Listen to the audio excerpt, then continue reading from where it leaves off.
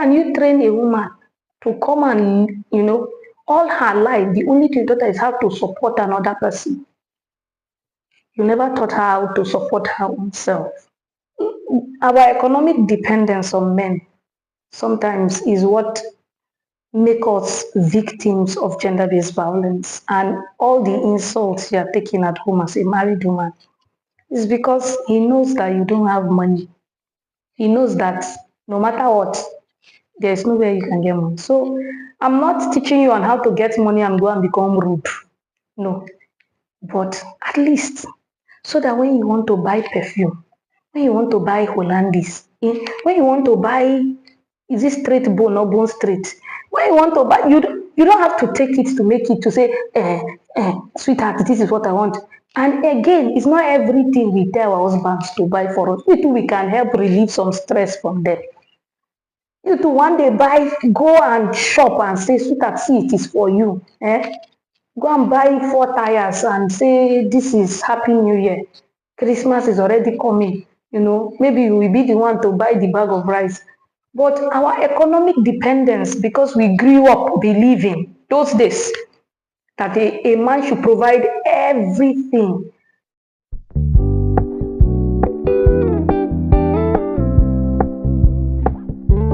My name is Martha Daniel. I am originally from Benue State, but by marriage, now I'm converted. I'm from Gombe State. I'm a legal practitioner, and I'm into a lot of things. I have multi-sectorial experience, and I do a lot of things as a woman. And I have been able to thrive in this space because of, one, the passion to remain relevant, irrespective of it being married. While I appreciate marriage, I feel and I believe that that is not just all that God has for me, just to be married. I believe there are other things He has deposited inside me that I can give back to society. And that's why one of my motto is, I'm not here to exist, I'm here to make impact.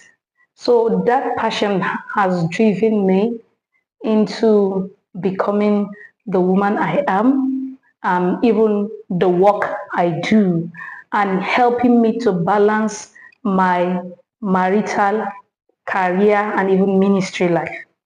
I'm somebody who loves career. I love it when a woman is relevant. She's passionate about what she does. You are intentional. You're purpose driven. I love it when women are purpose driven and are visionary. However, I also love family life. I prioritize my children. I prioritize my husband. So you see, there is a need for me to strike a balance. Career cannot get all of me, and while my marriage suffer, or while I abandon ministry. No, I try to see that where I need to, give importance or priority to, I do that. And one thing that has helped me to balance family and career life and even ministry is that having children at tender age is for a season. Let me say a season. It passes. They will not be toddlers forever. They will be on their feet. They will go to school. And another thing that also makes me, do what I do family, do career and everything. When I have children, when you're done raising these children and they're already on their feet, after 20 years, 30 years, and they are gone, what will I be doing with my life? I have looked back and I've seen women still wanting to possess their children. They have refused to win them because they built all of their life, everything around these children. So even when the children are grown and are wanting to be on their feet, the parents keep having issues. They keep seeing as if the children don't want them. They just don't want to associate with them. They do not know that these children are now adults and want to have a life of their own. And that is why Early, I told myself, aside raising children, having children, doing marriage, I will have to have a career for myself so that when these children leave, I can have something still doing. And in all this, I cannot leave God out of it. That is where the ministry aspect comes in. God is always at the center of everything for me. It's important to keep God at the center because call us we are religious in Nigeria, fine. But I believe the Bible says, trust in the Lord with all your heart, lean not on your own understanding. In all your ways, acknowledge Him, you direct your path. So I just had to keep God at the center because He's the one who holds everything through for me. I'm not from Gombe State, as I said earlier, but breaking through in a strange land, is one, understanding purpose, why I'm here. And I will tell women that marriage is not just for procreation and having your name changed from Miss to Mrs. For me, it is for purpose and it is for kingdom expansion. So whatsoever, wherever you find yourself, don't just say, I'm going to get married and mind my business in my husband's house. No, you are to expand the government of Jesus in marriage. So you're not just going there for yourself.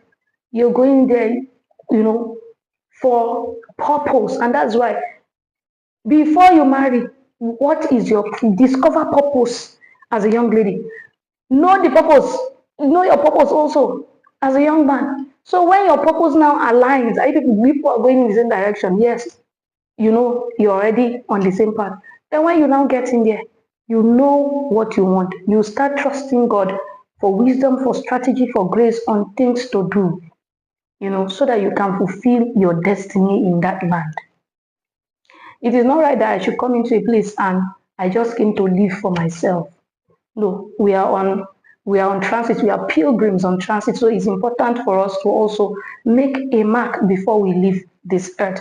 So as a woman, you can excel in a strange land with God on your side and with a life that is purpose driven. When you get into marriage, there will be challenges. The period of having children is quite a daunting task. I've taken my children with me to meetings. I've taken them for conferences. I've had to fly with them to Abuja, and things. And people, I'm not ashamed of it. I was not ashamed that I have children. Everybody who you see as an adult was once a child. And it's also a message to younger women coming to let them know that it is possible and it is a season, it is a phase of life that is not forever. It will pass.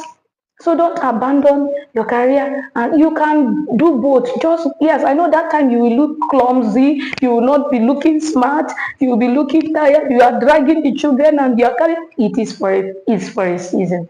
And these children will know that yes, my mother was not lazy, my mother is a purpose-driven woman, and you will end up becoming their first role model and their mentor. So when you enter a strange land as a young woman, you don't know what, first ask God for wisdom and direction and pray.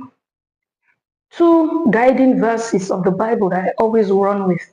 The earth is the Lord's and the fullness thereof. So whether you find yourself in the north, the south, the east, or west, the earth is the Lord. It belongs to God. Wherever you are is just a fragment of the earth. It is not. America is the earth. Antarctica is the earth. Europe is the earth. Is it a small fragment where you are that you think is the world? No. Then the Bible says the earth shall yield her increase unto them. If you are willing and obedient, you will eat the good of the land. And your spirit keep attracting what you see and believe. And that's why you cannot say people are looking down on me, they don't want to relate with me, my classmates are feeling they have made it, they don't want to associate with me. See, it is mindset, perception, how you look at life. So if you keep thinking like, I just want to marry, have children, and that is all, that is just all what you will be. While the other woman is saying, I want to be married, I want to make impact, I want to go global, I want to do career, I want to build capacity. Her spirit will attract it. It is what you believe in that you attract. So this is just an encouragement to every young lady and every woman. especially those who are passionate. They don't even know how to start. I have so much in me. I want to start anyhow. It's like somebody learning how to ride a bicycle. You will fall, you enter the bush tomorrow, and finally, before you now perfect your learning skills, start anyhow. Build capacity. Don't be redundant because you're a woman. I hate it when I see women who don't want to learn, who their heart is not open to learning. See, stagnant water stinks. So if you want to grow, if you want to make impact, open up your heart, learn and unlearn. Thank you very much.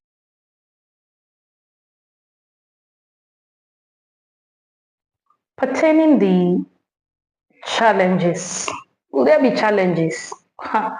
Plenty. There'll be challenges. Cultural challenges, religious challenges, financial challenges, social, and even personality challenge based on our, women, we are quite soft. Some of us are not trained to be resistant or have good self-esteem about ourselves. So what people say tend to break our spirit easily.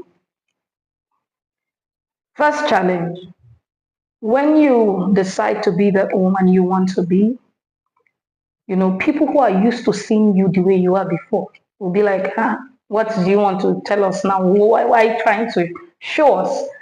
And the immediate environment begins to fight you. But I want to encourage you, insist, insist. With time, they'll get used to it. They'll say, that's the person she is. And that is her boundaries. These are her principles. And, it comes to stay. So, culturally, people would say, no, a woman is not supposed to be too, too ambitious. A woman is just supposed to live her life small and just be behind the man, it should not be hard, just support from far. And one challenge I have again is, one problem I have, how can you train a woman to come and, all her life, the only thing that is how to support another person? You never taught her how to support her own self. It's not a bad idea. It's good to believe in your husband, carry his vision, run with it. But please carry your own vision too and run with it. Should in case you believe so much in him and you are running with his vision, you are supporting, and he doesn't appreciate, will it hurt? Yes. But should you stop? No. Convert that energy back to yourself and believe in yourself and carry your own vision and run with it. There are cultural barriers. Family will want to put you down, or women who are custodians of patriarchy, let me say. Some of the things women suffer in society, unfortunately, it is fellow women that, ensure that execute such. They will also fight you. But as I said, build resilience and have good staying power. Have staying power. Look for people to talk to who believe in you, who are going the same direction with you. Not those who you talk to and say, no, yes, to stop doing these things. But no. So many women are burning. So many women are not fulfilled. So many women are not happy because when they wanted to talk, too much talk, people talked and their spirit became broken and they withdrew back into their shells. I want to encourage you, please, as a woman, don't allow anybody break your spirit. Do what makes you fulfilled, as long as it is godly and it is legal. Then we have the religious challenge. In our religious spaces, most times women are not, especially in the northern part of this country, women are not, supported when they are a bit vocal and they are career driven or purpose driven. They will just say, no, because you are too ambitious, because you are doing career, you will not get a husband to marry. You will not. No. Let the one that don't like a purpose driven woman, please look for a woman who is okay, not doing anything. When there are men who cheer women who are doing well, we have seen them, they support us. they encourage us, they still exist. So look out for such men who will encourage you, who is your biggest fan and cheerleader. They are always there. So don't just say no because in our church, in our space here, in our this place, women are not allowed. No. Nowadays, you can do things from the comfort of your room. You can make content. You can thrive from the comfort of your room. Just ensure that you have the support of your spouse and your children and probably some of your family members. You understand? So, and again, which other challenge? Women don't have money. Women especially in northern Nigeria, we are broke. We don't have money. So I appreciate what the businesses we are doing from the comfort of our room through WhatsApp channels and things like that. But sometimes I see so many women who want to do a lot, but the funding is not there. And that's why I'm going to call on every woman. Earn as little as 5,000. Make sure your cash flow does not end. Make sure your hand is not empty. So if somebody say, come and do something for me, or come and render this service for me for 5,000 naira, tell the person, don't say no, that money is too small, I cannot use it. It can, you will not go far. In fact, you compromise if you are not careful. One thing that also should guide you is contentment. The Bible says godliness with contentment is great gain. Nowadays we have married women plenty, all because you don't want to use your hand to work. If you have two hands, the days of feeling like a big girl have passed. Look for there is something you will be able to do. Even if it's pure water you want to sell. If it's to make snacks, make snacks. If it's to go to the market and chatter during tomato season, we are in the north. Onions, when the season for this particular grain or fruit is, just go and get a little. Make sure you get a spot where you know that the demand is high. Sit there and sell. If you braid, tell people I can do this, but don't just sit back and say no. I don't have anybody to help me. I don't have any. No, you can start.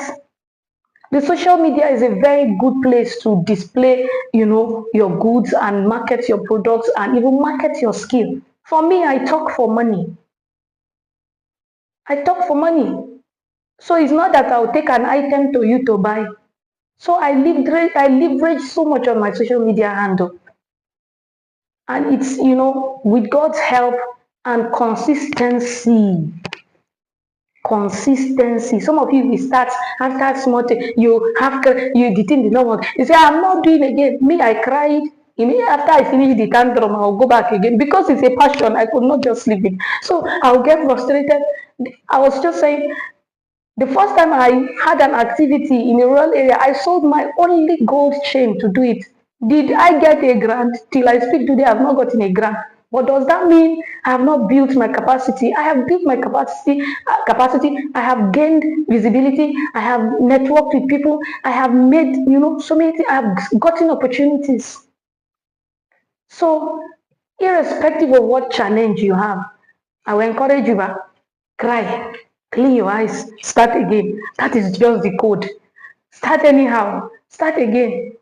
Start again, and with God on your side. And as you're starting, be learning from people who have gone ahead so that, you don't just keep running in a circle. Change your perception. I used to tell people, if today I'm going to go into akara business, I will not get, it's not smoke. I will fry my akara with gas. I will put it in a show glass. I will make sure that when I'm serving you akara and pap, it will look like, something, a meal being served from a 5-star hotel. It's perception, exposure, and branding. Most of us don't know how to do branding.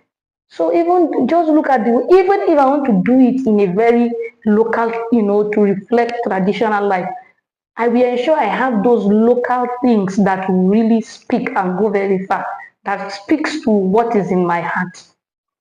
So I'm begging and I'm encouraging every woman. Challenges, they abound. They abound. I used to say from life first cry to final breath are victories, trials, triumphs, challenges, and the rest. But we don't sit down in our mess and cry.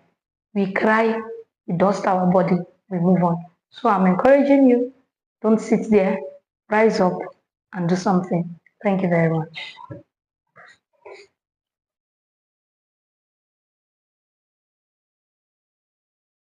Our economic dependence on men sometimes is what make us victims of gender-based violence, and all the insults you are taking at home as a married woman is because he knows that you don't have money. He knows that no matter what, there's nowhere you can get money. So I'm not teaching you on how to get money and go and become rude. No. But at least so that when you want to buy perfume, when you want to buy Hollandis, when you want to buy, is it straight bone or bone straight? When you want to buy, you don't have to take it to make it to say, sweetheart, this is what I want. And again, it's not everything we tell our husbands to buy for us. We can help relieve some stress from them. You to one day buy, go and shop and say, sweetheart, see, it is for you. Go and buy 4 tires and say, this is Happy New Year. Christmas is already coming. Maybe you will be the one to buy the bag of rice. But our economic dependence, because we grew up believing those days that a man should provide everything, that era has passed. Because some of the insults, the disrespect, the degrading treatment is because they know that you are not adding any value financially. Take it or leave it. If you like, give your husband sex 360. Be giving roundabout style, anything you want to do. Once you don't have that financial power, you are going to be still seen as a burden someday. So I want to oblige all women that try and earn. Try, no matter how little, try and earn. And to younger girls that are getting married, single ladies, let me tell you, now they are buying you relevant and irrelevant things. When you marry, you know that there's priority when it comes to spending at home. And that is when your eye will clear. Earn something for yourself. It's not every time, I want to do this, give me, I want to do this. After 1, 2, 3, the next time, resentment will start coming in. The next time, it will be quarrel. The next time, you won't be able to ask for anything. So, and the next time you say, he has not bought me anything. My weave has been old. My bra, I don't have my pants, this. Sister, earn for yourself. Learn to start buying things for yourself. Me, I learned early in marriage. My husband is not my source. God is my source. And you know what? God has not stopped failing. He has not stopped providing. He's not. God has not failed me. God has not failed me in that belief system, and God has not stopped providing for me. And I want every woman to have that mindset. Your husband is not your source. God is your source. In as much as we love it that men spend on us, please, husbands, if you have money, please spend. Your money is sweet. It used to, how, your money used to add to our PCV. It used to make our blood increase, our blood level increase. When you spend on us, it makes us, in fact, it makes us look more beautiful. But when the husband does not have, sister, and support the family, it will even make you have a very good level of respect. Now, should you be helping in the family and your husband is the spendthrift, the one that is a reckless spender, or he spends it outside on other women, then you have to review your contributions to the family. You have to talk about it. If it's not working, this is what makes women invest quietly. Women do so many projects quietly. And it is not a bad idea for a woman, for you as a woman to own properties and own land. We don't wait for a man to die before we start thinking of how we inherit, or our fathers will die before we inherit. Last, you will not inherit anything. So Start buying properties in your own name. Oh, I saw 150 by 50. Buy. Secure the property for yourself. The day you are broke, you need something. A wedding is happening in your father's house. You will not start dragging your husband. Oh, come on. You will sell that land and attend to the need in your father's house. And you know, you have respect, you have dignity in the face of your husband. Not that always, oh, there's always need. No, invest in stocks, invest in bond, invest in shares, invest in gold, invest in property, and you'll be glad you did as a woman. Thank you very much.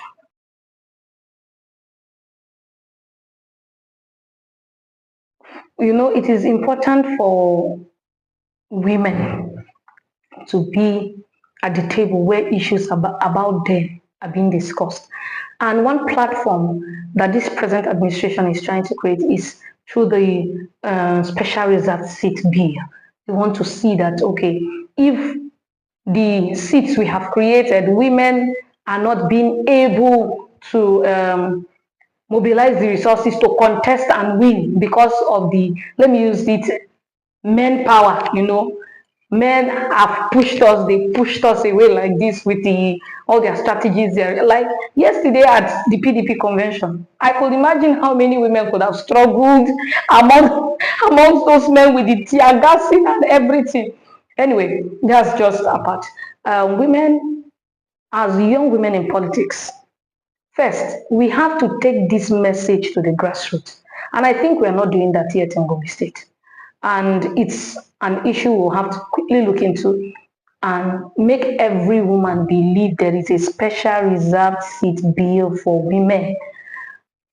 And it is not just for us to take it to the grassroots, it's to start preparing women to take an opportunity, advantage of this opportunity when it comes.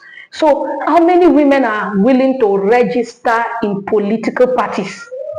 This is another one that we will have to tell. Women, start registering in police so that when the special reserve seat bill comes, we already are prepared. You know, you're just opportunity waiting when preparation meets opportunity. So we have to start telling women to get ready to participate in, not just participate, to get registered in a political party, aside taking the message to the grassroots.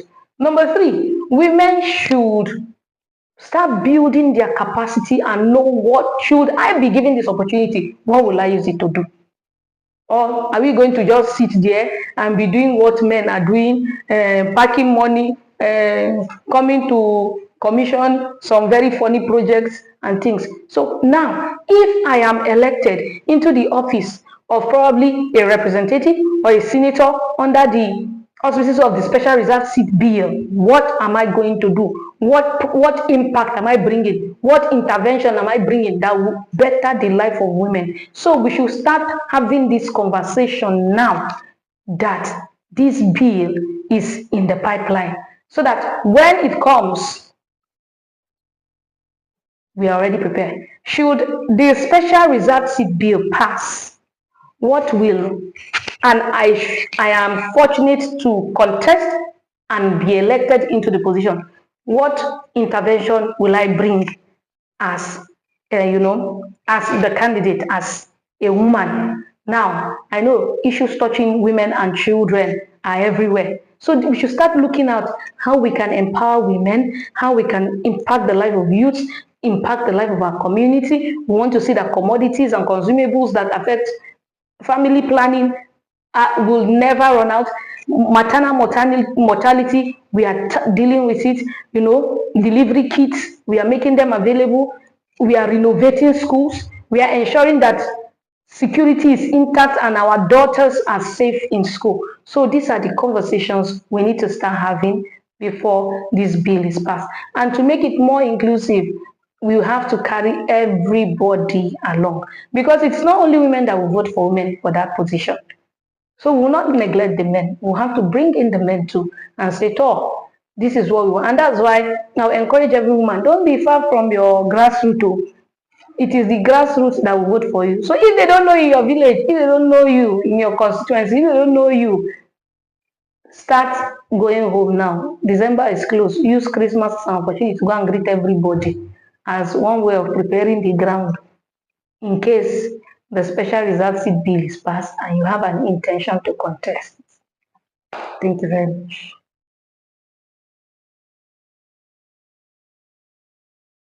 Me, what I do basically, the women who have inspired me, long time ago, one woman who inspired me was late Pastor Bimbo Dukoya. It was, who is this woman talking? Those days women don't talk more of preach. So it's, inspired me that, oh, I can do some things as a woman. Although I did not have any close contact with her, and unfortunately, we lost her, will I say, early. So after that, the space became wide, and we're looking forward to women who could hold our hands. I now got married and came to Gombe State, and I didn't know anybody. Even the space I found myself, even, what pained me? Going close to the women, and they are running away from you. Oh, what are you trying to know? The one you have known, is it not enough? Why are you always pushing to know more? And my spirit was almost broken. I now encouraged myself. I told myself that if there is no woman, because of the generation coming behind, I will be the woman that will inspire other women, younger women. In the civic space, fine. I had two women when I came in earlier. I had Hajia Zaria to speak, and the way she was speaking her Queen's English and talking, I was like, wow, this one is beautiful. Then I saw Mrs. Dudu Poloma. She too, she was very active, and she was, the way they spoke, I said, fine. But I could not, it was not something that I could go close to them to learn. They already have a crowd around them. So for me, I had to learn from a distance, and already I had started doing one or two things. Then following up, the space started opening, I'm talking about 10 years plus ago. I was seeing likes of Pastor Funke, yes, and Ibukum Awosika. Those two women, oh, they blew my mind. And whenever they speak, I start following them, and it keeps inspiring me. And for me, in this my space, currently in Gombe State, I don't know if we have very loud women, and so far, I think God is helping me, and one of the activists you will call, or one of the women you will call in the state, and they'll say, do you know any woman that talks very well? They'll say Barrister Mata.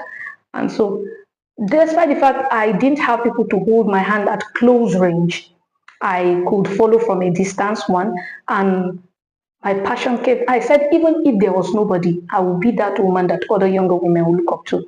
So I'm going to encourage women.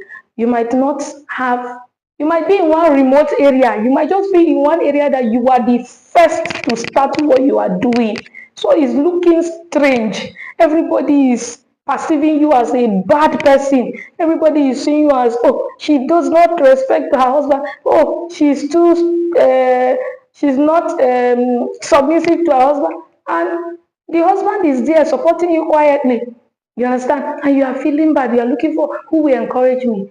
I might not be able to reach your space now physically, but I want to encourage you. Please, I have been there and God has helped me. It is a phase that will pass. People will resist it over a while. After a while, they will become weary and they will look for something else to talk about. So don't be broken. Just keep doing what you are doing. And every young woman coming behind, if you're ambitious, if you're determined, I want to beg you, keep your focus. Keep your focus. Irrespective of whatsoever challenge that will come your way. Even if you make a mistake, pick up your cry very well, carry big tissue, towel, cry. If you are feeling embarrassed, yes, it's normal, but let it not end what you have started. We need to hear your story. We need to hear how you overcame. We need to know how you healed. We need to hear how you overcame addiction, that trauma of rape, of violence, that trauma of failure, that trauma of losing a job, that trauma of losing a child, that trauma of having multiple miscarriages. You understand? We want and how you overcame that trauma of when you were childless, how people mocked you. We want to hear how God helped you. So please don't say there's nobody to encourage me. So please, I'm encouraging you from here. I might not be able to reach your space, but I'm encouraging you. Please, I didn't have people to hold my hand directly and say, don't worry, it is well, you can do it. But, I always say I decided to make myself a burnt offering for others. So we suffered it so that you will not suffer it. So feel free to always reach out and talk to us. Sharing our story is what we're doing so that you can be encouraged. So don't be discouraged, even if you don't have any, even if you're the first to start that thing in your area, in your family, in your church, in your community, in your village, in the state. Please be focused and see that you don't break down. Have what I call staying power. Thank you very much.